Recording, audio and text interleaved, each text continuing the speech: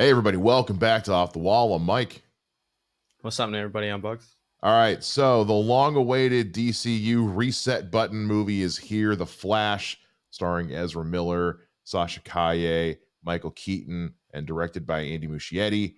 This movie has been trying to come out for a long time. It switched directors. At one point, Robert Zemeckis was attached to direct this thing because, hey, he directed Back to the Future. So, which is referenced quite a bit in this movie. Well, I guess we should probably throw this up. Just there is no version of this review in the multiverse where we're not spoiling it, because I'm not sure how you review this without spoiling it, other than just saying yay or nay. Yeah, for sure. All right, so I saw it last night. The Bogz saw it a couple days ago. Bogz, go to you first, man. How'd you feel about Ezra Miller's long-awaited The Flash? I liked it. It was, they took a big swing. Worked mostly, I'll say. I will say that I thought there was a clear attempt from the director, Andy Muschietti, to honor and do this movie in the tempo and in the flair of kind of the Snyderverse. So I felt that kind of throughout the movie. I mean that as a compliment. Um, the performances were pretty good across the board. I felt um, there was no character I didn't like or anything like that. The score seemed, I quite enjoyed the score. Obviously, my issues are kind of the main issues what everyone else is saying as well. The CG sometimes is shockingly bad in this movie. Yeah. It is a bit long as well. I felt like it's 20 minutes, maybe even this movie. I don't know. I actually genuinely do not know why this movie isn't 2 hours. Like, why are we sitting there Yeah. for an extra It's just 40 shy minutes? of 2.5 hours. Yeah. Yeah, and I just there's no need for it. I don't know why every blockbuster now is over 220. It just seems like a standard thing now. But overall, yeah, I did enjoy almost all of the cameos as well. Obviously, there is a lot of them, which we're going to get obviously to as well. I like more some than others, but overall, yeah, I thought Ezra Miller's performance was pretty good as well. That we'll go through the cameos and stuff, but I did enjoy, like I said, a lot of them.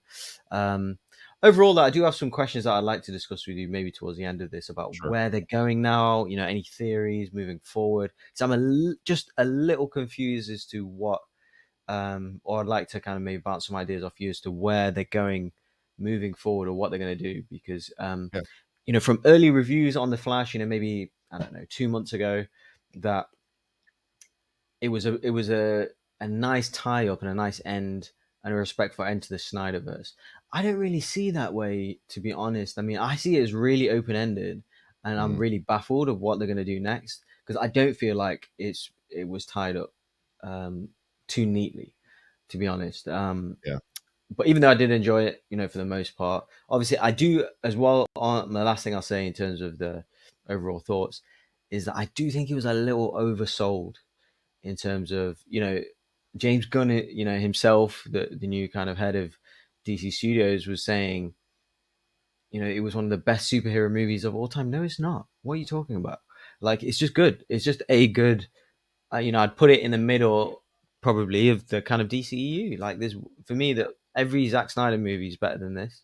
A few other movies as well that I'd watch over this one. I did enjoy it. Don't get me wrong, but I just think that overall, I think they pushed it a little too hard, and I think I've been oversold a little bit. So there is like an overlying frustration because of that. But overall, the actual movie, in terms of review, I did enjoy it. I did have a good time, although it was a little too long. Really, that's my overall thoughts. Yeah, I will, as far like, and you know me, I long movies typically don't bother me as long as the pacing is good. This Mm-hmm. movie, I right when it was about to end is where I was starting to feel the length of it. Right. Because I think it was pretty well paced. I mean, for a Flash movie, it's pretty quick pace, so they do a lot in the time that They they do. take. Yep, they do. Right when I was starting to feel like in my seat, like, okay, Mm. almost done, is like right when it ended. So I was like, okay, shave off 10 minutes and maybe we're good, because right when my butt was starting to get Mhm. numb is when the movie Right. ended. So Right.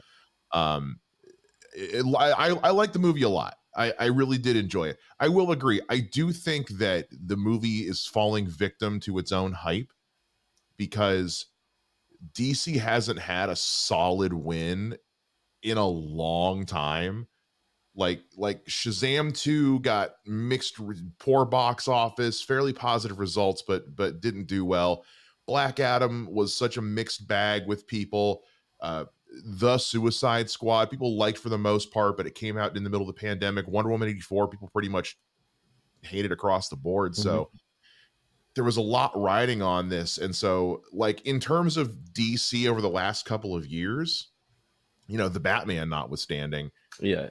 yeah, it's probably the best one they've put out in a while. Yeah. But like at one point, somebody was comparing it to The Dark Knight, and having seen this, I'm like, calm down, Yeah. calm down. Right. It's a good movie. It's a very good movie. Calm down. Uh, but yeah, I think that performances across the board were pretty stellar. There were, and I saw it after a lot of the hubbub about like the CGI came out and the director made the statement that he did. So Right. when I went and saw it and was able to kind of look at it with that context the director was talking about, I Right. can kind of see both sides of it.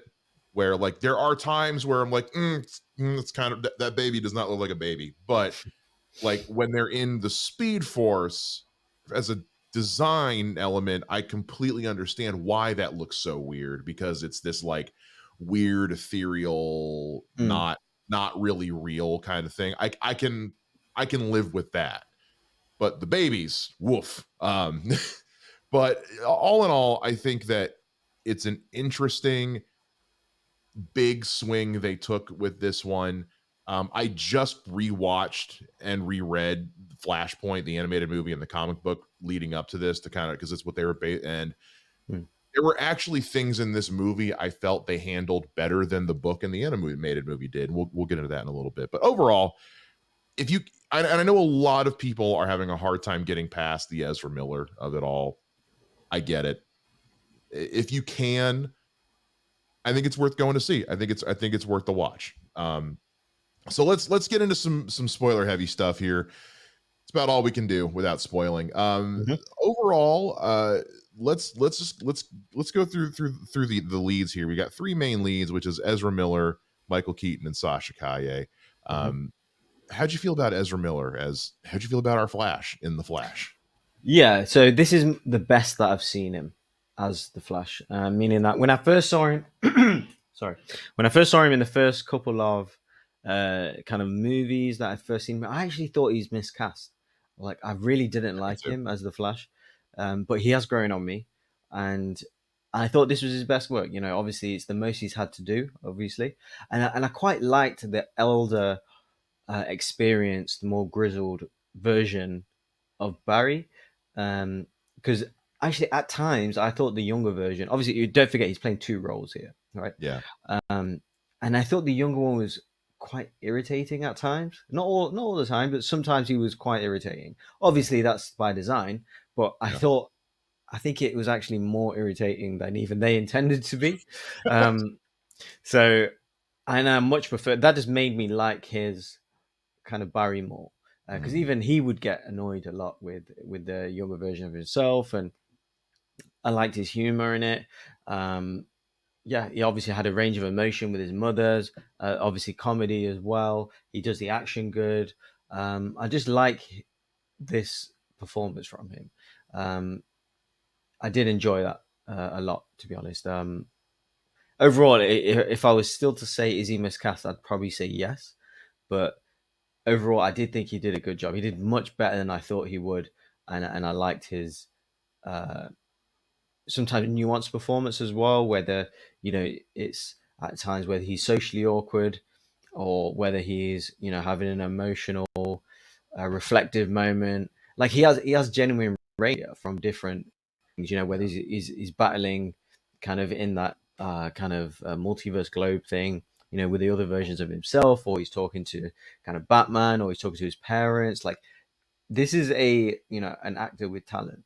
So and I kind of came to accept that throughout the movie, which I've never really thought that before. I've never really rated him as an actor, yeah. he's got. quite a diverse filmography, but I just never really, especially because I was always annoyed with him being the Flash, so I kind of held that against him. But I actually liked him in this movie, and yeah, I thought it's the best performance he's done as a Flash, and even his action is better. He's just got better in the role all around. Yeah. Ezra Miller, they're one of those actors who yeah, when they were cast as Barry Allen, because this was right in the middle, this was right when the Flash TV show was at its Hmm. peak. Right. And so when they announced that this other person was going to play Barry Allen in the movies, everyone's first reaction was, that's kind of a screw you to the TV guy, because like they had Yeah. the TV show had just like won like Emmys and been named like highest Mm. rated show like of the year, and it felt like kind of a slap in the face. And so I think Ezra Miller, they had an upward battle coming in to play this character that people were loving on television, Hmm. and there didn't have had 5 seconds of screen time in BVS, no dialogue. He was not well received in the Joss Whedon version of Justice League. Hmm. Has a 5 second cameo in Suicide Squad, but in the Snyder cut, there you could definitely tell that it was handled differently and people were more on board. And then the indie work that Ezra Miller has done, like Perks of Being a Wallflower or like in the Fantastic Beast movies, I was just never a huge fan. There was something about their performance as Barry Allen in this movie where I was like, now I get it. Now I get why you pick like this. There's something that they saw in Ezra Miller way back when that I have Hmm. not seen until this movie. And like you said, like having the two different Barrys and Barry having to kind of come to grips with his own insecurities of like, oh, this is why this is what everyone's talking about when they Yeah, say I it. felt like that. Yeah, Yeah. yeah, yeah, yeah. Um, because I also had to remind myself that he's not just playing Barry from another universe, he's playing younger Barry from another Mm. universe. He's playing the kid version of himself, basically. Yep. So he would be a lot more mature. And so it was a great way to give this character some development that we'd been missing in the three other times we'd seen them. And it Hmm. was a neat way to give us Flash's origin without it being an origin movie, because we see this younger Barry get his powers for the first time and do a lot of the same stuff that Ezra Miller, that older Barry says, yeah, I did all that. So it was kind of a backdoor origin to the character. Mm. What about let's talk Sasha Kaye as Supergirl, kind of the newcomer to all of this, the first introduction of this character since the 80s, and kind of the one people have been saying to keep your eye on after this movie. How'd you feel about Sasha? I didn't mind her overall. She just like kind of almost sadly underused. Mhm. She's like I I I think she has about 15 lines in the movie. Not a I lot. was actually counting. Up until she came face to face with Zod, I counted she had 10 lines. And she was That's in it wild. for probably about 30 minutes by then. Yeah, And them lines were often there were one or two words as well. So she did have a few more after that. Obviously, she had an exchange with Zod, and then she kind of died. Like that's why I'm estimating it's about 15 lines. yeah, Um, it's really, really underused. Um, she wasn't she seemed interesting, but I didn't get to see enough of her. Like yeah, I wouldn't say I liked her or disliked her. She was just kind of there, in effect, like a glorified cameo, really. um they obviously gave her a bit of a backstory. We know that Supergirl's Kal-El's cousin, etc., so they kept that. And then obviously what happens, it was a bit of an unexpected twist though to see her get killed off by Zod, and that being in effect her canon version, that they could not that they couldn't change. The two Flashes trying to go back in time, and she kept dying via him. And like I thought, okay, this is really cool. But yeah, I mean, we saw kind of half of what she did in the trailers, to be honest. So we yeah, just saw a few more things, a few more action, a couple more dialogue, scenes of dialogue. Like there wasn't really any more to do for her. Like, yeah. So either way, I can't say she was bad because she didn't. It's not fair. Or I can't mhm, say that I loved her because I didn't. Because She didn't get enough screen time. So yeah, really badly underutilized. I was quite surprised actually with how kind of front and center she is in the trailers, in the kind of marketing, things like that, and she's just really hardly in the movie. So obviously not her fault at all, but it's just Yeah. I was disappointed with how much she's not in it. Yeah, I was going into it, I had heard people say that, like, they really enjoyed her performance Hmm. and they just wanted more. I took that to mean, like, "Oh, she's really good. We can't Mm. wait to have more of this person." Right. No, it's she's really good. She's not in a lot of the movie. No. Like you said, most of what we see of her is in the trailers. That's kind of a bummer because Mhm.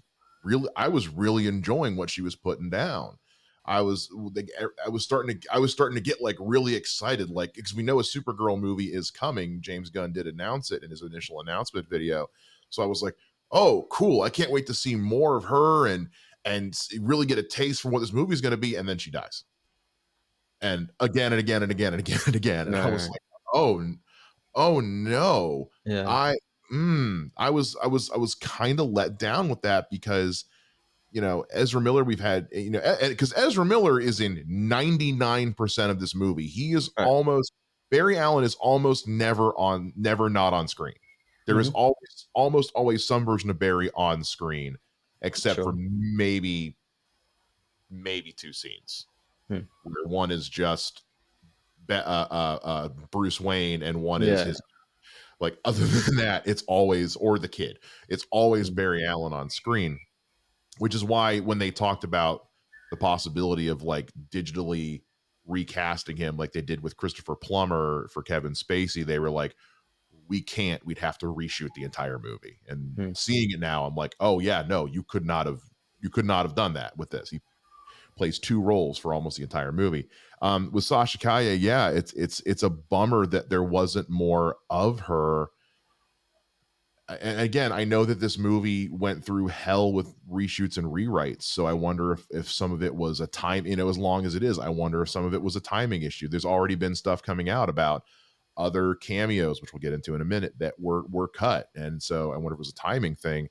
But I enjoyed what I did get to see. It just wasn't nearly enough for me. And then of course there's the one that it's Michael Keaton as Batman is back.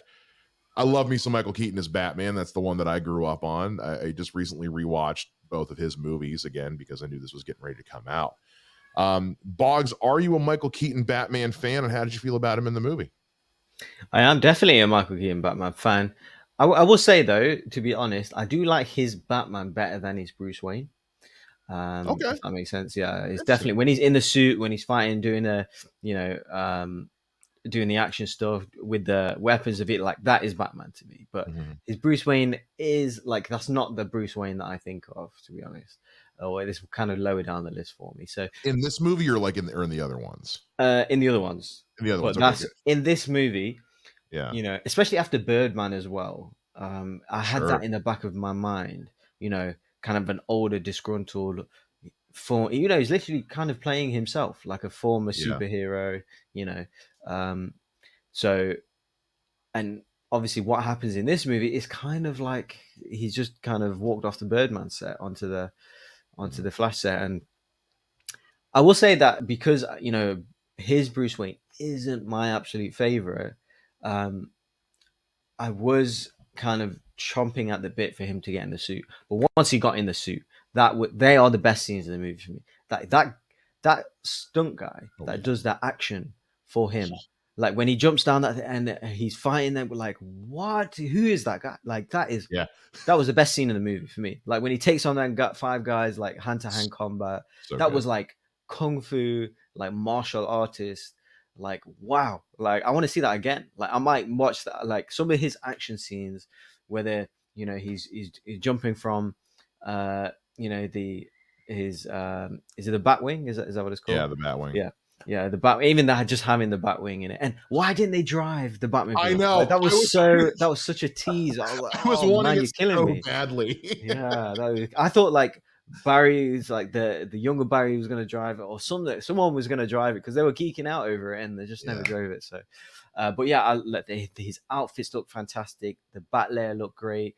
Like I said, the Batwing, the Batmobile looked fantastic. He looked great.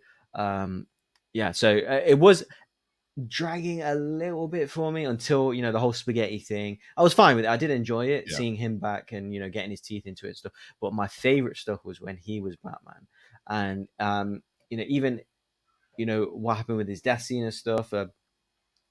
Yeah, I kind of almost kind of wish they didn't kill him off because I want to see more of him. But I Yeah. did even enjoy, even he went out like, every action scene, every time he was in the suit, he stole the movie. He was a star of the show. So it was absolute joy and awesome to see him back in that. And there's going to be, like, I can't wait for example, my dad, who's Batman 89 might be his favorite movie of all time. Like, he grew up Okay. on that. Yeah.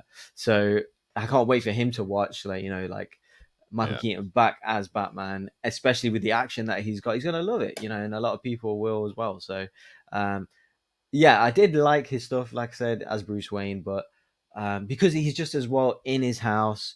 Hmm. There's no Alfred there. He doesn't he's not the Bruce Wayne of Gotham City. He's just like he's just a recluse. So Yeah. I did enjoy their back and forth and him kind of being the detective of learning about what Barry's done with the multiverse and buying into it and learning about Superman and things like that. So and them even going to look for Superman and then finding out, oh, it's a girl, and then like I said, I thoroughly enjoyed him. He was Yeah. definitely my favorite part of the movie. I just enjoyed the in the suit stuff more, and even in the suit stuff, Mike. I think there was about, I want to say, less than 20 minutes of him in the suit of a 2 hour and nearly Yeah. a 2 hour and a half movie. I was dying for more of him in the suit because, like I said, that was the best moments of the movie. So I could have done with way more of him in the suit, even just him acting, just in the Just in the suit, just suit. in the bat Yeah. layer or whatever. So I was a bit gutted with that, but overall, yeah, he was a standout for me. It's great to Absolutely. see him in a suit that actually fits, because if you go back, having Yes. rewatched the other two, like, you can tell that the suit doesn't quite fit. I think this one, I do remember seeing an interview, or maybe I read it Yeah. about he was uncomfortable in this suit as well, although it was less uncomfortable. But yes, of course, Yeah. the original 89 suit was famously, he couldn't turn Famously his hard to neck. move in. Yeah, yeah, he couldn't. Which He couldn't I even love left that or right. Yeah. younger Barry gets a moment of trying to turn in the suit, and it's like, yeah, no, you can't turn in that suit. You can't And turn. the fact that he's wearing a Batman suit, that Yeah. just made me smile up until the movie So good. finished. Like, I didn't realize in the trailer, because obviously, like, I did notice he's standing funny, Yeah. especially when like Supergirl and the two Flashes like slide in on that battle scene, and like I noticed that the second Barry suit is a bit weird. But I never knew why, because he's wearing a Batman suit It's a with a repurposed spray. bat That's suit. great. I love Yeah. that. Yeah, that stuff is like It's so good. heartwarming, and that stuff is fan service and ingenious and stuff like that. I really like that. That's the thing I'll say about this movie is this movie is fan service done right. It is a love letter to. Yeah. I do think they could have done things better, which I'll come to towards the cameos and stuff. But Yeah. yes, you clearly can see that. I think that Ezra Miller, like, I from this, I can see Ezra Miller's love for this character Mhm. and these characters and the whole, let's say, the Snyderverse, Yeah. and obviously the respect paid by the director and what they've done and what they've built. So I definitely, you're right. I got the love, and overall DC in general, which we'll come Yeah. to, of course. But yeah, you're right. Yeah, Michael Keaton is one of my favorites. His Batmobile is my favorite Batmobile. Yeah, it is, I for sure. hands down, it's my favorite Batmobile. It's the right amount of, like, bat decoration, Mm, but, like, they were smart enough to they're like, "Hey, we're gonna have a jet engine. We need to have a turbine on the front. yeah, We need an intake." It makes all the sense. yeah, Even beautiful. though anytime you watch either of those movies, there's that Batmobile is never going more than 25 miles an hour. Yeah. I was a little bummed we didn't get to see it drive, but I think Mm, that was also more of a just like, I just wanted it. yeah, for But sure. also, there's no way that thing that looked like they just repurposed the shell from the OG movie. There's no way that thing runs anymore. Um, but I really appreciated, like, as a big DC nerd, I appreciated the way they handled Batman in this, in comparison to how Batman's handled in Flashpoint, the book, and in the movie. Because in the book, it's not Bruce Wayne, it's Thomas Wayne. In that version of it, Bruce is the one that's killed. his dad becomes Batman and is, gunslinging, about as corrupt as it can get without being a bad guy. And so it was an interesting way of making it, if you're going to have it be Bruce, then it's got to be different. It can't just be Thomas Wayne, but Bruce. And I like that instead of him being this kind of, whereas in Flashpoint, he's this kind of reluctant vigilante. In this one, it's no, he was so good that Gotham is now the safest city in the world, and he just doesn't need to be Batman anymore. So instead of being like war worn and broken, it's more of just like, no, I did my job and now I'm useless, so I don't know what else to do with myself. And that was a really neat take on it. I also appreciated that um they leaned into how intelligent he is, because while we didn't we saw him do a lot of detective stuff when he played Batman in those two movies, and it was old school detective work. And what I liked was, I liked the way he explained the time travel elements to the two Barrys, because it explained it a lot better than the comic did, because the comic Flashpoint just describes it as a ripple effect and that's it, like dropping a rock in a pond. And to me, that was never a satisfying explanation. That was just I don't understand how this works. I'm just saying it works so I can write a comic book.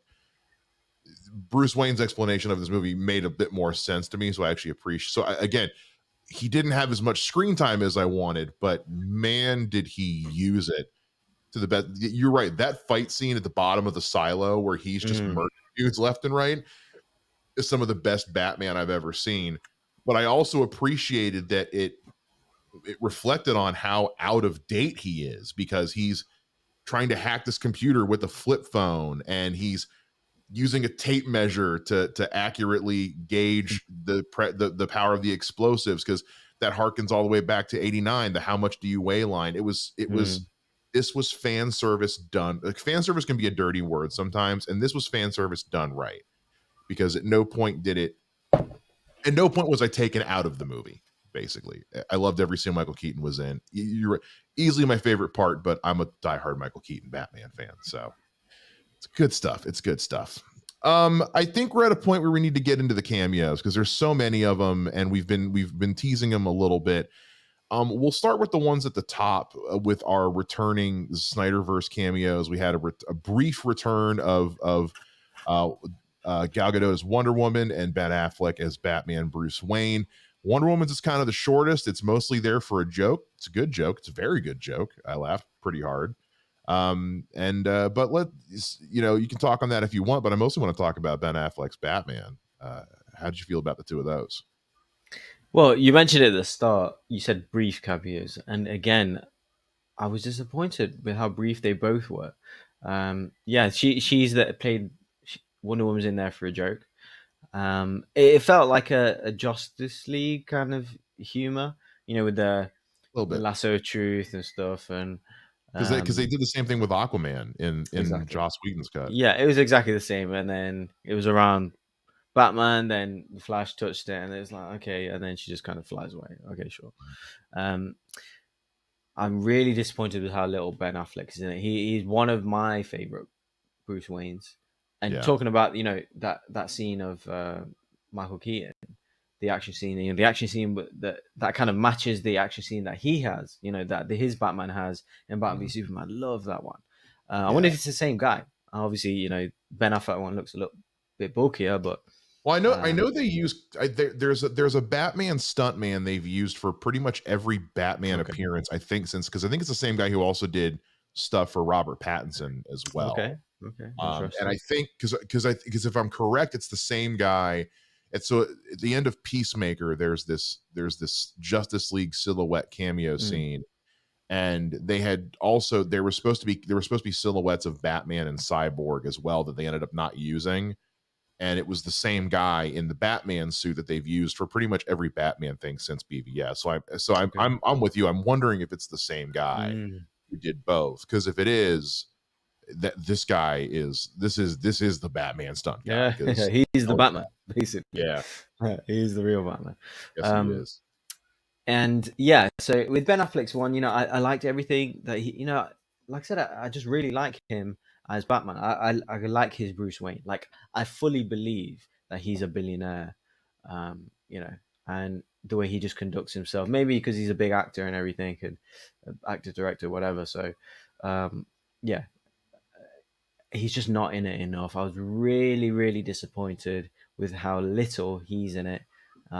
You know, two scenes really. You know, that the action scene when he's on the bike, and then when he has the, um, you know, the my pain makes me who I am scene, whatever. Don't change the past if you know, that kind of thing when he tells Barry, and that's it. That's all he's in it, and really disappointed with that as well, with the little screen time he had. Because if that's his swan song, like it's not as epic as I thought it would be. And also, I kind of don't like his suit as well in the movie. In the trailers, I quite liked it, on Didn't the look as bike good and in the everything. movie. No, and when he's standing there, and I thought, what's he wearing? Why has he got like a grey like guard thing on top? Yeah, It was just weird. I was like, oh, what's he wearing? So because I'm a bit of a nerd in terms of the Batman suits. I'm sure I'm with you. you are as well. But yeah, it definitely looked a little off, and just didn't look as cool as his other Batman suit.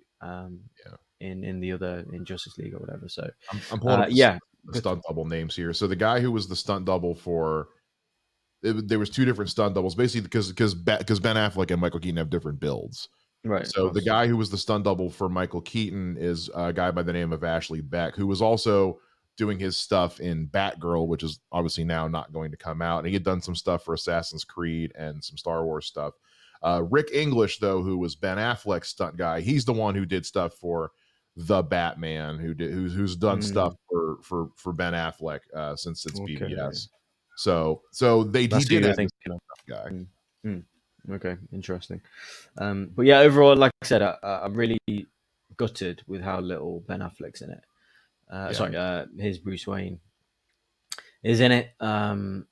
I even was hoping he'd come at the end when Barry's getting a call of Bruce Wayne. I knew it wasn't going to be him, but I yeah, just was hoping, or they'd do like a post credit scene with him, something. because it's really it's a bit sad if that's how he goes out, and there's nothing really, two It a scene and a yeah. half maybe. It's just I don't know because like so supposedly because allegedly Aquaman 2 is still coming out in December. We've seen nothing from it, and it's now the end, almost the end of June. mm, But supposedly, because originally I guess the plan was that it was going to reset and Michael Keaton was going to be Batman for the DCU going forward. Then mm, when James Gunn came in, that all got washed because Michael Keaton was going to be Batman and Batgirl and was going to make an appearance in Aquaman as well. And then after all that got washed, Jason Momoa came out and said that Ben Affleck came in and reshot Michael Keaton's scenes as mm, Batman for mm, Aquaman 2. So we might see him again. I don't know, but I'm also with you where I have been a massive Ben Affleck Batfleck fan since from Jump. And so as much as I enjoyed this movie and enjoyed Ben Affleck as Batman in it for what little he was in, it is because his Batman and Bruce Wayne stuff is so good. It is also mm, kind of a thorn in my side of like, oh, what we could have had. It's just that reminder of for the sure. fact that Yeah. Ben Affleck got the shaft. As much as we talk Mm, about Henry mm, Cavill I agree. Superman Mm, getting the shaft, as much did Ben Affleck's at least Cavill got his own movie.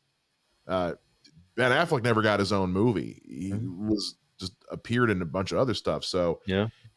it's like, yeah, it's like, man, I'm I'm I'm looking forward to whatever comes next, and I love Robert Pattinson's Batman with all my heart. But man, were we robbed of a Ben Affleck Mm. Batman movie because every time he shows up, it's awesome. Yeah, and on top of that, he's a Oscar-winning world-class director. Yeah, So yeah, it feels like you know we're a bit robbed as DC fans of, yeah, absolutely, of him either directing and starring, whatever, in his own. Even if he's producing, I'd want to see that. I'd want to see that. So I'm a bit, and you feel like even with his even the marketing that he does in the interviews, like you feel the passion that he has for playing yeah. Batman and Bruce Wayne. Like he absolutely loves it. So He um, famously built a yeah, bat cave in his house because he loves Batman no, so much. and I kind of like the mid 40, like bigger guy, like bigger build Yeah. as well. I really liked that look. Um, So yeah, it's a shame. So It it's a real is. shame. All right, there is a laundry list of cameos in this movie. I had two of the big ones spoiled for me before I got to see this movie. So we're gonna get Okay. those out of the way right off the top so we can talk about that. So the first one I had spoiled for me was Nick Cage. That was the one that Yeah, was as did spoiled by I. Yeah, the that was the director, one. the one that was spoiled by like Oh my radio god. hosts for me. But at the same time, my theater erupted in claps. Mm, And I honestly, because I was so excited with what was happening, because all the ones that were before it, even I was like, yeah, it's good to see it. You yeah. love to see it. Mm, Especially because he was fighting a giant spider, which, if right. you know the history behind Nick Cage's Superman, that was the whole crux of the beginning of the problems with the production on that movie. Was Warner Bros. Was like, he's got to fight a giant spider. So it was cool for them to be like, okay, fine, there we had Nick Cage as Superman fighting a spider. Let's Mhm. it warmed my heart though, especially as a former Schmodown fan. You know, the love for John Schnepp and the work he did on his documentary, The Death of Superman Lives, What Happened, where it addressed the whole production hubbub of that movie. How'd you feel about seeing Nick Cage take Yeah, on a spider? it was cool, man. Yeah, with his long hair and everything. Um, yeah, he looked good. I mean, it's too brief, man. I mean, Yeah, a couple of seconds, and he's just kind of looking at Barry Allen, and it's yeah. I just wish it was more meaningful. I yeah, wish he kind of even had an interaction with someone, or not even Barry, like another character he can see, like a difference. Like if he had an interaction with, spoiler, like Christopher Reeve Superman, or like another like yeah. George Reeves, or someone like imagine, or like I don't know, like a different Just Batman, something. or just yeah, Yeah, like make it like epic, like something that we remember instead of just like a cameo where, excuse me, like yeah, where he yeah, it's cool, like he's firing the lasers from his eyes and stuff, but it's just a bit brief for me. I wish there was just yeah. more something that is a bit more that we can get our teeth into and stuff. The other cameo that was ruined for me prior to going into this was the out of left field appearance of George Clooney at the end. Oh, really? No, Didn't see that that one got got me. ruined for It got me, me. and Yeah. that made me sad that got ruined for me. Because again, like that was one that nobody in my theater thought was going to happen. Everyone lost their minds in my theater. I mean, it was like when Cap got Mjolnir in Avengers Endgame. People flipped when you see George. I think it was more, and I don't think it was more of an excited as it was just kind of a really, like it was just the fact that they had the balls to do it. Um, and I think we're going to get more into George Clooney's appearance in a little bit when we talk about like the future of DC at the end of this. But how did you feel seeing Clooney show up as Bruce Wayne in this? Yeah, but it was more the latter that you said. Like, really? Like, is that what you're? Is that what, like? Because when he said Bruce calling, that was the moment. That was where we thought, okay, it's almost like it slowed down for me. Like, okay, Yeah. what are they gonna do here? Like, I thought, okay, my three options were A, Ben Affleck, even because Yeah. that would have even been a surprise for me for him to Mhm. be in the end of the movie. So A, Ben Affleck, B would have been Michael Keaton, Mhm. like in his reality, in his universe. That would have been a surprise. And Yeah. C, the long shot for me was Val Kilmer. Obviously, we know he's Yeah. not in the best health at the moment and stuff, but obviously recently he was in Top Gun in a cameo, and I just thought maybe it was Val Kilmer, and then George Clooney walked out the limousine. I thought, what it didn't even enter my mind. It was like, what? No. Even for a split second, like, I thought, why is George Clooney? Oh yeah, he's Batman. Like, and I just completely forgot. Like, I thought, what's George Clooney got to do with it? Like, I was trying to think, Yeah. is he being like, is he being Superman? But like, why is he? And I thought, oh, of course. Yeah. Yeah, it just completely slipped my mind that he was Batman. As it Um, should. yeah, yeah, yeah. But yeah, no, it was funny. It was more like, oh my, did they really do that? Yeah. Yeah. But yeah, I'll definitely. I've got some questions about that when we talk about what's next in the Yeah. series. But we'll get to that it in a got a laugh sec. out of me, definitely. Yeah. Oh, I laughed. So, well, especially because we also got our one F bomb out of that, where he walks up and Barry says, "Who the fuck is Yeah, that?" yeah. I did laugh. Which was again excellent. He's Excellent like a use of. tired at this point, Barry. He's like, who I are know. you? He's like, "Oh, come Yeah, on. I'm yeah, so yeah, over this." But yeah, also, you changed something. yeah. So, you Hmm. know, but Yeah. so I'm gonna list off just a few the others that we got. So we had basically like CGI recreations of, you mentioned George Reeves as Superman, Christopher Reeve, and I'm blanking on the actress's name who played Supergirl in her movie. I have the list next to me, and there's so many of them. Helen Slater, there we go. Mm, mm, We see Adam West's Batman. We right. see we see a version of Jay Garrick in the George Reeve Superman black and white one. Some people have said that that's the guy who played Jay Garrick on the Flash TV show. Others have said that it's not. So I don't know if that's true or not. I didn't get a good enough look at him. Um, and we also had some voice cameos as well from, so we had Cesar Romero's laugh. We had in the Adam West one. At one point in the Bat Cave, we pull out the laughing bag from the end of the '89 Batman, which is Jack Nicholson's laugh. And I think that's all of them. I think those are all the main ones that happen. Um, yeah, Okay. I will say that it did feel like, even as it was happening, it did cross my mind that this feels a little bit like the Rise of Skywalker at the end of it, where I did enjoy, mhm, some of these happening, especially Christopher. I had no clue they were going to do that.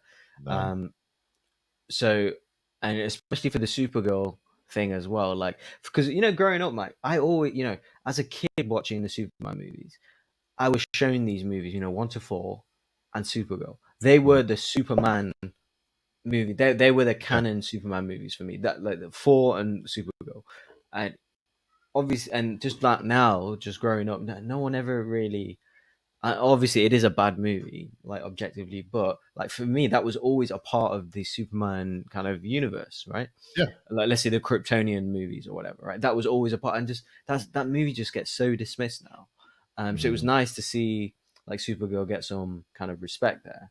Um, and yeah, because I think the first cameo was George Reeves, and I thought, oh, what is going on here? Yeah, And then obviously seeing it, all of the love letter for, because I was thinking, oh, which other ones are we going to get? Brandon Ruth? Are we going to get Henry Cavill cameo? Because I thought that maybe it's a Henry Cavill cameo coming.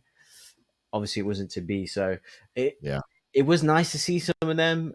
I didn't mind the CG on that part on Christopher Reeve and Supergirl and stuff. yeah.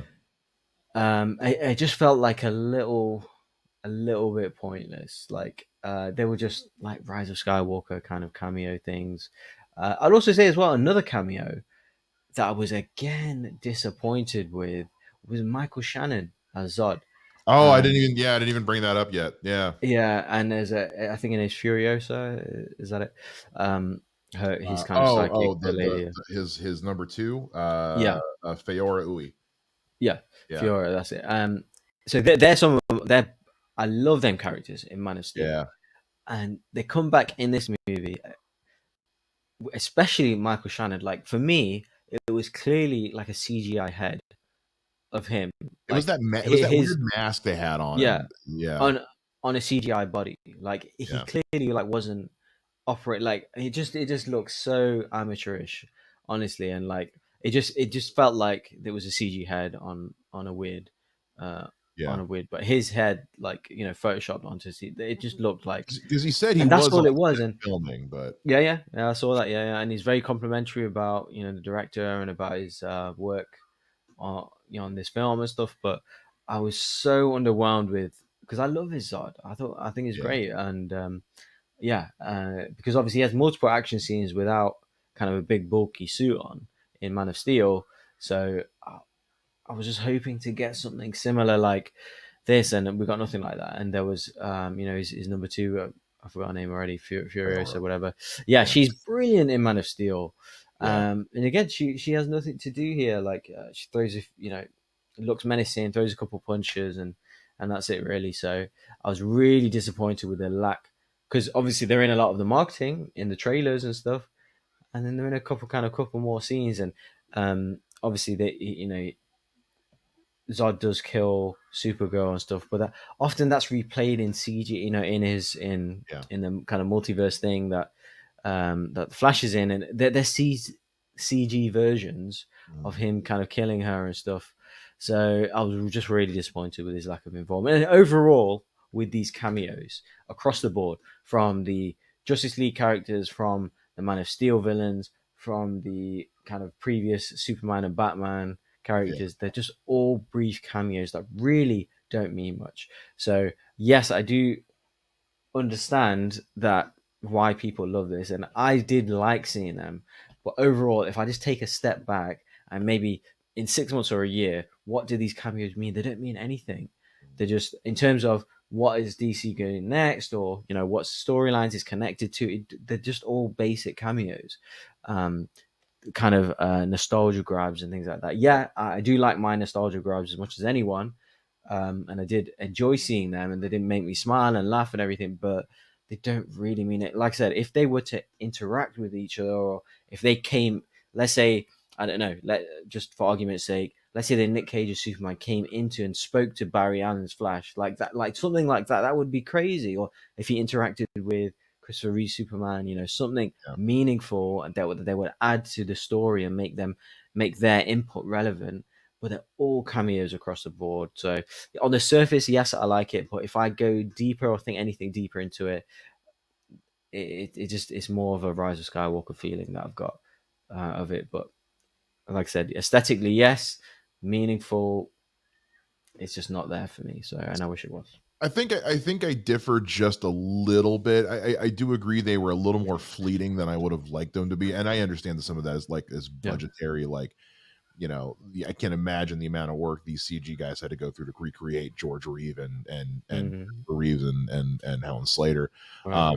Right. It looks like they put a little more effort into the Nick Cage Superman one, because that was him in that suit. So that looked and I think also, as far as him speaking, I think that's when you run into the issue of having to pay Nicolas Cage.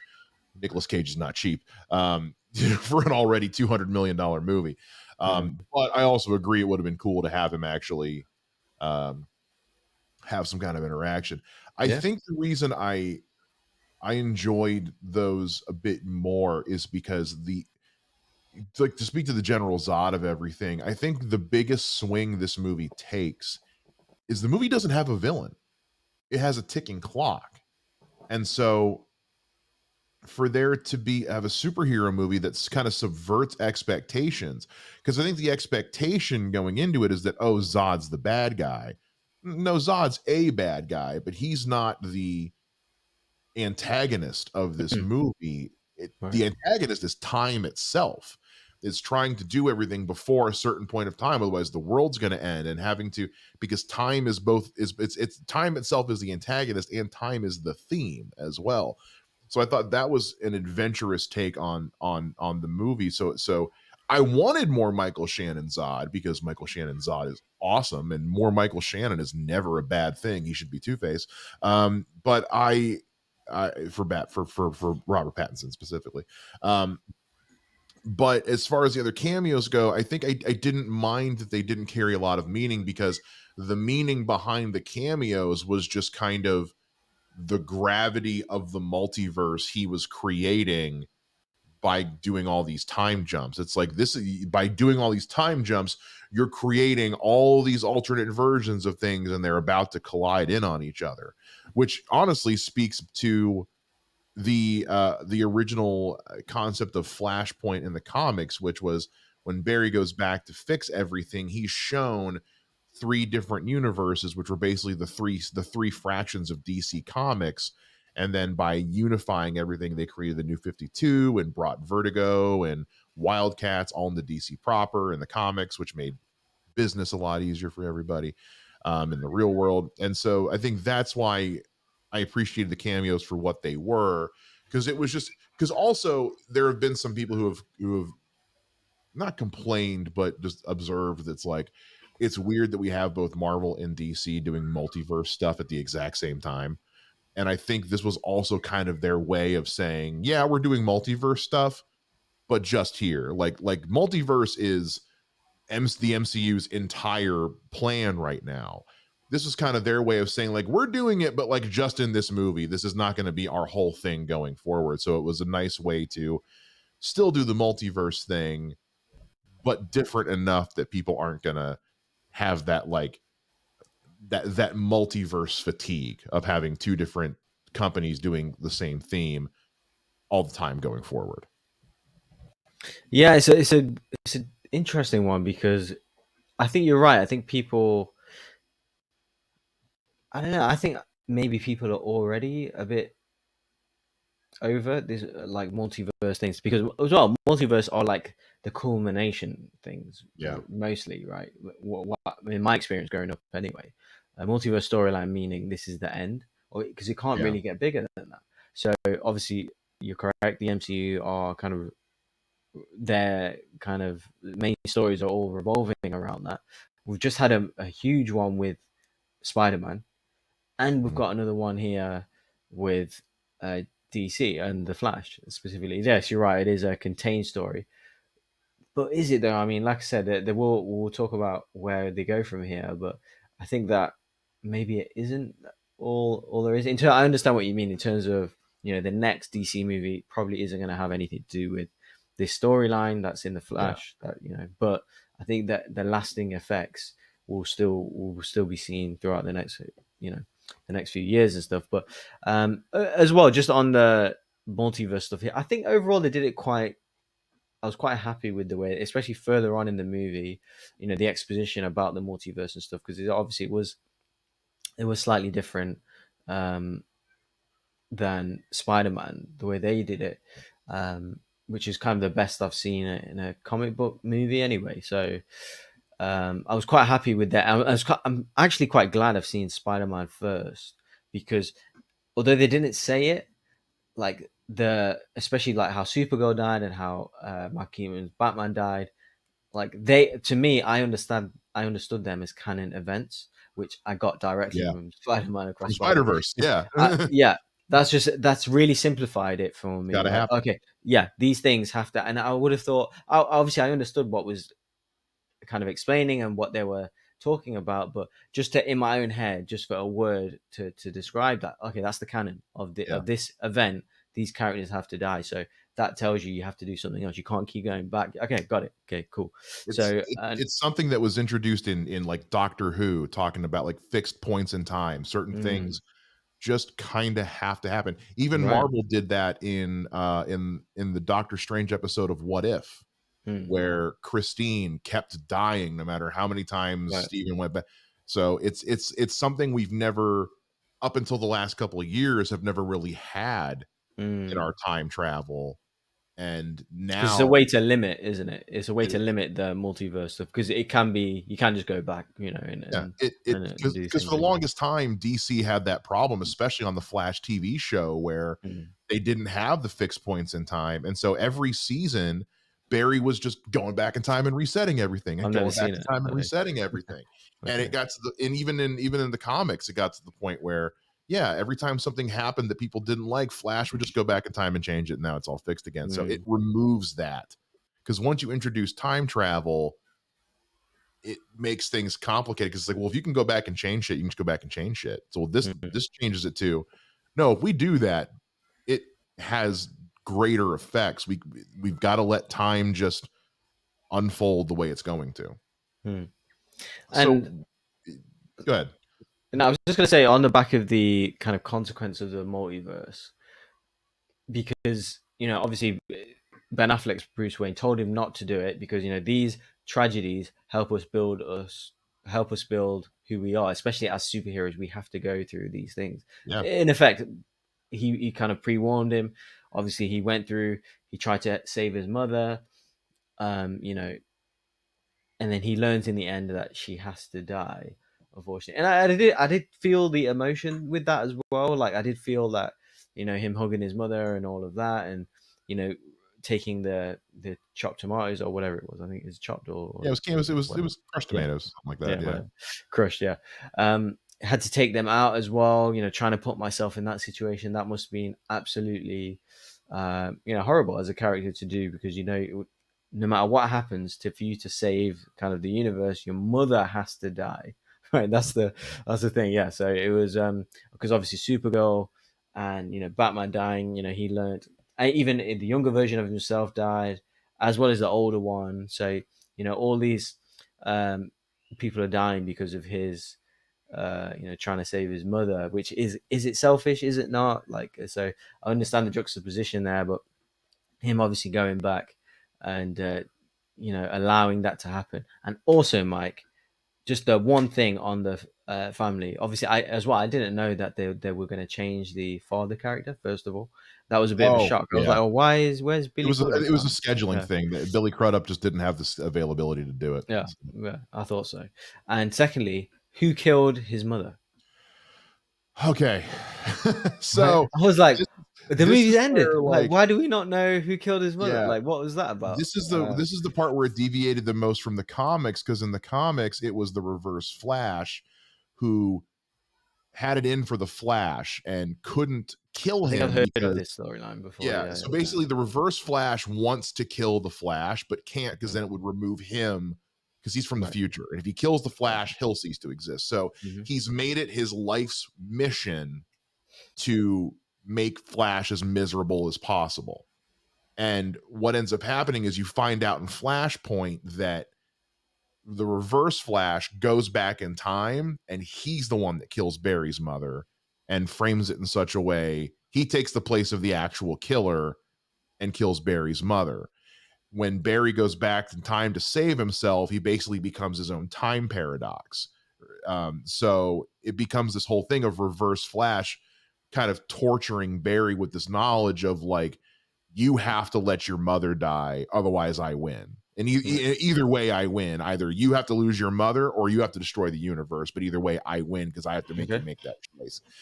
Because Reverse Flash has not been introduced in any of this, it's still a mystery as to how she died. Now, if this story as we have it continues on in DC, I'm hoping we'll get an address to that at some point. Or because in the movie there's like a throwaway line of, like, they think it was just a robber that came home Mm, and the house was supposed to be empty and got spooked. We don't know. That's kind of the mystery of the death of Flash's mom, is that up until the Reverse Flash exists, it's never really known who killed her, just that she died. So it is interesting to me, and this goes back to my earlier point of that's why it's such a wild swing for them and not to have like a main villain in this movie, because they could have easily had one. And so for them to make the active mm, choice not to use the Reverse Flash, it makes me wonder what the original plan was, if there was an original plan, or if they were just doing some kind of deviation that they can go by leaving it unknown. It leaves themselves open to go back and address it later. I guess it's like a non-committal thing. But no, I can get why some people might still be like, yeah, but then who killed his mom? I totally get that. It's one of those, if you're a hardcore DC head like me, I get it, but not everyone is me. So because the characters didn't even say it, like in the yeah, movie, or like we need to find the killer, or what happened, or who yeah, killed my mom, or like nothing. It was like, oh, my dad's free. Yeah, I just found yeah. that was the S- first thing that came to my head after whilst the credits were rolling, and I was waiting for Aquaman, basically. yeah. And I was thought, wait, what the? Who killed his mother? Like, Well, yeah, it just, we've teased it a lot to this point, and as we're coming up on the 1 hour mark, I know you had mentioned in particular having just some kind of questions or lack of clarity for, like, where do we go from here? I have my thoughts and theories. I hmm. kind of want to see if I can use them to answer your questions that you said you had. So hit me with what you got. Yeah. So as I said earlier, a lot of the reviews that the kind of big reviewers who got to see the Flash a couple of months ago it was pretty unanimous that their feedback was, oh, it was a nice tie up for the Snyderverse, or it was a nice end for these characters. So how the movie finishes, where he's expecting Ben Affleck's Batman to Mm-hmm. come, and we get a different one. Moving forward, okay, in this kind of universe, where is Ben Affleck's Batman? Where is Henry Cavill's Superman? They have not been. Are we just expected to just accept that they're no longer around? Where is Wonder Woman? Like these were directly not answered in the movie. Yes, Yeah. okay, I understand with Batman there was a bit of ambiguity there. Okay, fine, I'm willing to accept that one. Okay, obviously with Aquaman we got a definitive Aquaman is still in this. Obviously after that, after the post credits, we got Aquaman and um, Batman's. Okay, there's ambiguity there. Fine. Cyborg, obviously in reality we know, he had issues, pseudo issues, whatever. Cyborg, Wonder Woman, Superman. Where are they? Yeah. I don't understand how was this a massive reset of the DC moving forward. So moving forward into kind of James, obviously we're still a ways yet from kind of James Gunn's, let's say, Superman Legacy, which is the kind of beginning, let's say, of the new DC. Obviously, we've Yeah. got films that are due to come out, Blue Beetle and Aquaman 2, etc. But how does this connect? How does this kind of split open or kind of end the Snyderverse and introduce these new versions of characters? I didn't see that. That's the marketing that they told us that this Yeah. movie will do, and I just didn't get that. And like I said, I love the DCU really. So, or maybe not love. I mean, like I really like the Snyderverse, let's say. But yeah, like that was the main rhetoric coming into this movie from the Yeah. studios, from the directors, from the marketing, and I just didn't get that at the end of it. Like, why am I confused? Like, I'm, like I said, a Snyderverse guy. I'm a DCEU guy. I'm on board. Okay, tell me how you're going to do this, and they just didn't.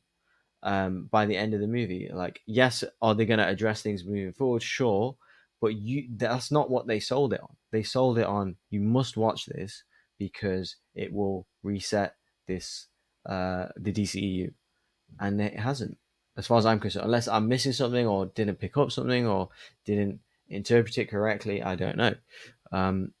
But yeah, that's what really there were kind. That's my biggest overall concern. Obviously, one of them was who killed Barry's mother as well. Um, Oh no. yeah, and I yeah, have they're theories. kind of two I two have villains. theories on what you're asking about because Mm, they don't because I do think that it was oversold in a way that this was the so here's what I'll say. The way I'm interpreting the ending, the way I'm interpreting the idea that like this is the, you know, end to, the quote unquote, bow on top of the end of the DC, the previous DCEU as it is. right. The way I'm interpreting that is Mm-hmm. this universe that Ezra Miller, Barry Allen now lives in, where George Clooney is Batman. Mm-hmm. That's that universe, and we're done with that. Everything that goes from here on, we can now start fresh with new story, new characters, new actors. This is the way I'm interpreting it as, okay, cool. So in this universe, Barry changed something to where his dad's now out of prison and George Clooney is Bruce Wayne. Cool. End. Move it along. Put that in a box. Put it in mothballs. Put it where Indiana Jones hides the Ark of the Covenant at the end of Raiders of the Lost Ark, and we forget that it exists. That's how I'm interpreting it. Now, obviously, we won't know until we get more of a plan from James Gunn, but with the way the writer's strike is happening, who knows when that's coming. Um, because already production on things is starting to get halted. Um, Right. They're currently in pre-production on Superman Legacy. It's not supposed to even start shooting until next year. Who knows if that's actually going to happen? We'll see. It's all that also gets dicey with George with James Gunn writing it, because he's also a studio head. I don't know if the strike applies to him anyway. The thing I think a lot of people need to remember is that this movie was made and completed and honestly ready for release well before James Gunn took over at DC. So Mm. they didn't even announce, because they just announced in the last couple days that the director of The Flash is going to direct the next Batman movie in the DCU for James Gunn, the Brave and the Bold movie. So they didn't even have a director attached to that movie until a couple days ago. So there's no way they were going to have whoever the new Batman is to show up at the end of this movie, because that just, it wasn't a thing. But when this movie was made, so I think when they say they're treating this like a reset button, I'm looking at it as the same way that Flashpoint was in the comics. When Flashpoint happened in the comics and it merged everything together, an actual line in the comics from this being in the Speed Force says to Barry, we're going to take these multiple universes, put them together, and basically create a new history. So that the next thing that happened which was the New 52, was starting again from square one with all these characters. Everything prior to this didn't happen. I think that's what we're going to be doing with DC going forward. This is the end, in the way that's like, this is just the way this universe is now, full stop, forget it ever happened. Start over with a fresh cast, fresh characters, fresh movies, fresh storyline. That's what I'm taking away from it. Okay. Interesting. I could be so far off base, it's not even funny. That's just No, the way no, I. it's a way of interpreting the Yeah. information. No, because you're doing that. You're doing that because they have not explicitly stated in the movie. Which, Mike, you mentioned James Gunn there. He was the one who Yeah. has kind of sold this movie more than anyone. He's the one that told everyone that it's one of the best superhero movies of all time. This will reset the DCU canon, and both things are not true. So that's why people are confused. Like, I'm not bothered that he's not correct. I'm more Right. confused. And like I said, you're a DC guy. I'm a DC guy, and I'm confused. What about the casuals? What about Yeah. my cousins or my friends who I want to take to watch this? They're not, or let's say the next few movies, they're not going to have a clue. Oh, why is Jason Momoa in this? Where's Gal Gadot's character? Like, they're not going to have, like, they told us they were going to spell this out as to what. And when I generally get asked about what's going on with the Flash, by everyday people and stuff, like, I need I need answers to tell them, and I Yeah. thought this movie would give us answers. So yes, your explanation there is one potential scenario, but even with that, like just the example It's that I not. just gave there, It's not clear. it's definitely not clear. And I wasn't expecting it to be 100% clear, but I was expecting to have some kind of loose idea as to kind of where we're going from here. At the minute, I'm kind of more confused than I Yeah. was before I watched the movie. So yeah, I don't feel like it's really being addressed. That's why I felt like, oh, am I missing something? Am I not Well, understanding as far as something? it not being addressed, I think they're probably going to wait till the movie's at least been in theaters a week, because there's not really a way to address it without spoiling it for folks who haven't seen it yet. No, I'm So, referring to like reviewers, oh, gotcha. podcasters, because they've seen it months ago, Yeah. and obviously they've done non-spoiler reviews and spoiler reviews, and there's been articles about it, and etc. etc.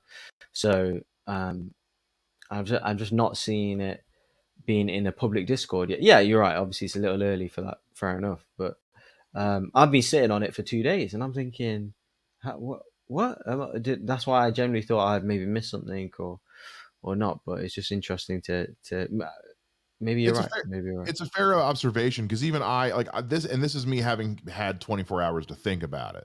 Hmm. For me to sit there and think, okay, they said it was going to be this.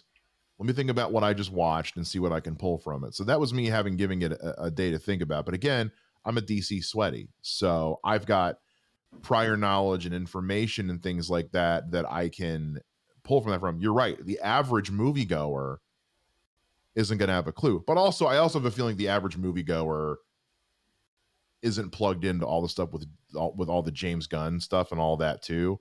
So I think that, I've been saying over on other shows that, like, we really don't know a lot of what's coming from DC. And I Hmm. think a lot of, because people I think were a little disappointed in James Gunn's initial DC announcement for what he didn't announce. And I Hmm. think a lot of that is because he had to wait till after the Flash. because now that Mm, the Flash has come out, now you can come out and say, okay, I would expect within the next month or two we'll mm, get another big announcement from James Gunn where he'll come through and say, because there's multiple ways to interpret the term reset. You can mm, look at the reset as like the movie's going to introduce the new continuity. When you think about it, it really can't, because that hasn't didn't exist when the movie was made. So you can look at mm. it as it's the reset button in the way that it's ending what we already had. We're putting a stop on it and just starting fresh. That's another way to interpret reset. There's a lot of it you can leave up to interpretation. That's why I I think it's agree. going to take I agree. another big thing from James Gunn. I agree. And I will say that the kind of benefit of the doubt of that, you're right, this was made pretty much, obviously so many reshoots and delays on this, but really Yeah, before James Gunn took over DC.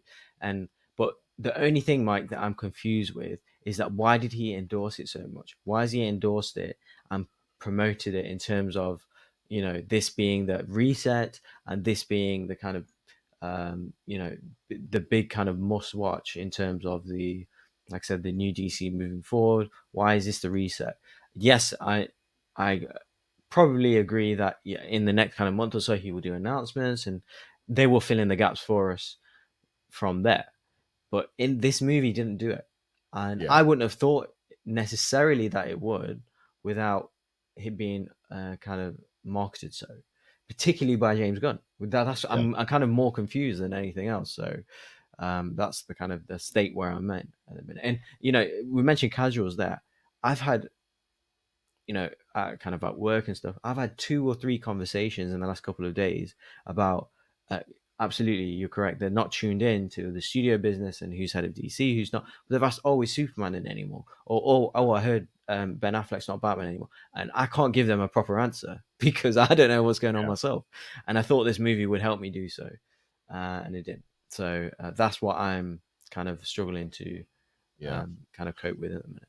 I'm right there with you. Like I thoroughly enjoyed this movie, and I have plenty of faith in James Gunn as a storyteller. By the way, if you guys haven't seen, he did an interview on Michael Rosenbaum's podcast last week. It's like a 90-minute interview where he talks at length about like being a storyteller and the things he wants to do with DC. And it really does a good job of answering a lot of the questions I think people might have about his role as far as how the DC structure is going to work. If you get a chance to look that up, go watch it. I agree though. I think part of the reason he went to bat for Azar is because he kind of has to, is because he's like, this movie's coming out, I can't stop it.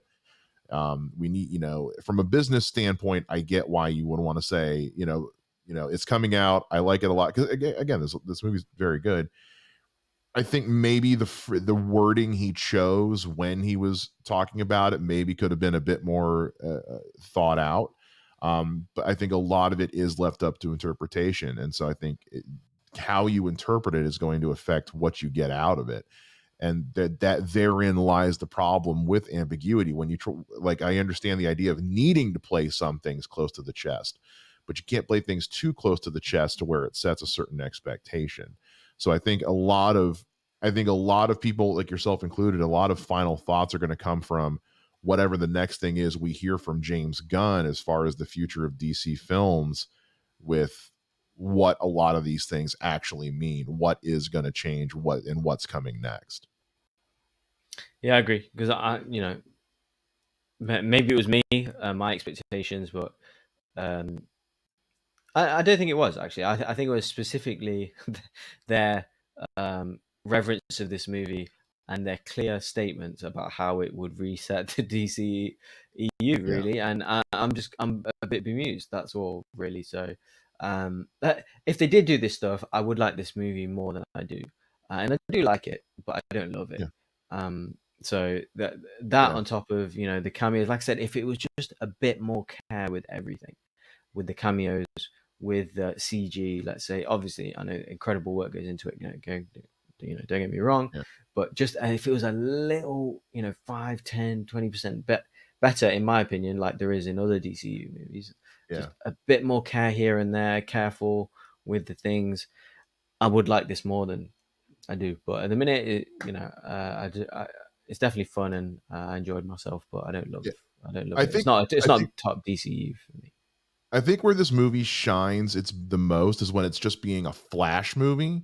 It's when it tries to be a Yeah. Flashpoint movie is when it starts to like when it tries to do the big like this the stuff with this with the camera when it starts trying to be bigger than what it is where it starts to struggle a little bit. When it's just the character movie about Barry Allen and Bruce Wayne and Supergirl is when it's at its best. It's when it Mm, starts trying to be bigger than what it is where like it's still good, but you can feel a little bit more of the struggle. mm. Like, especially we just had an absolutely stellar multiverse movie released what 2 weeks ago, no, a month 2 ago. weeks ago, So and a it superhero ruled. multiverse, yeah, exactly. You're coming off the back of that. It's like, Yeah. um, It's yeah. always So hard. It's always hard when you've got again that I think that's again why I think they were so big on this not like DC not being all in on the multiverse just for this one movie because mm, Marvel's doing a lot of multiverse stuff right now and you don't want to draw those big comparisons because if one does it better than the other yeah, or does it different just in a way people enjoy more it's going to draw those comparisons and you don't want that. You want to avoid that. you're right. So, And it feels like a one and done thing. Obviously, I think they will kind of reference it here and there, but generally, like the theme of a movie, it feels like a one and done thing. I think that's the best way to do it because, um, like you said, if they get compared, but I have noticed that people haven't compared it negatively. I feel like they haven't said, "Oh, the multiverse stuff compared to the way yeah. Spider-Man done it was really bad." Like I think they did a decent enough job. Like they did it way better than the kind of Phase 4 Marvel movies have. So I was pretty pleased with the simplicity of it and the way the exposition, the dialogue, and kind of the way they did the multiverse stuff anyway in general. So um, yeah, and how straightforward it was. I was quite pleased with that. Yeah, it wasn't one of like the best DCU movies of all time, but it is one of the No, best ones they've put out in a while. And yeah, you're probably right. I had a very good time at the theater watching this movie. I like this is one I will probably watch this one again. Yeah. Not as often as I do some others, like it's not Mm-hmm, as mm-hmm. constantly as I do the Batman, but Right. I will this is one of those movies where it's like I'm gonna go back and watch this for specific scenes, especially Mm, all the ones with with right. Batman in them Yes. because Yes. Michael Keaton rules. I agree. Yeah, for Yeah. sure. So I enjoyed it. Boggs enjoyed it. You Mm, know, we have our thoughts here and there, but overall, we enjoyed the movie. I did. Again, I know a lot of people are struggling with the idea of going to see this because of the Ezra Miller situation, which I totally understand. And if you want to wait till it's on streaming, by all means. But I would recommend watching it because I do think at the end of the day, it's a good movie and it's a fun watch. And I think you'll have a good time with what's in it if you're just looking for a fun superhero movie. I think this is right up most people's alley. Um, so we'd love to know what you guys think. So make sure you let us know down in the comments. Let us know your thoughts on everything we've covered. Anything you think we've missed, let us know. Make sure you like and subscribe. Ring the bell. All the stuff that the YouTube kids say. And we will see you guys again here next time on Off the Wall. Bye.